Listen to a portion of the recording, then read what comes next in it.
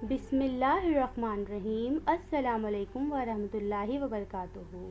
Senior class, आज का हमारा उन्वान है बावर्ची खाने में मौजूद अशिया के नाम।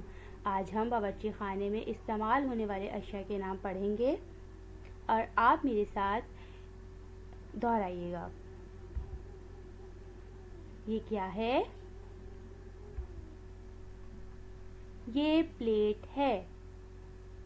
ये क्या है? ये प्लेट है। ये क्या है?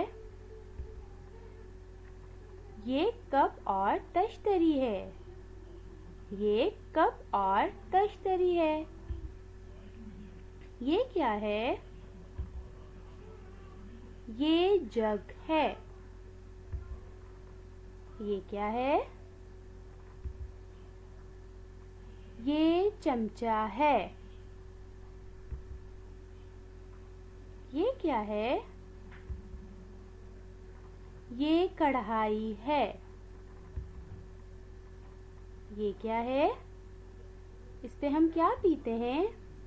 जी, पानी। इस पे हम पानी पीते हैं और दूध भी पीते हैं। ये ग्लास है। ये क्या है?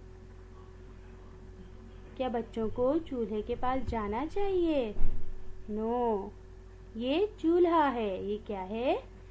चूल्हा, जिस पे मम्मा खाना पकाती हैं। ये क्या है? ये छुरी है और बच्चों को छुरी से भी दूर रहना चाहिए और इसे इस्तेमाल नहीं करना चाहिए। जज़ाकल्लाह खैर। अल्लाह हाफ़िज़।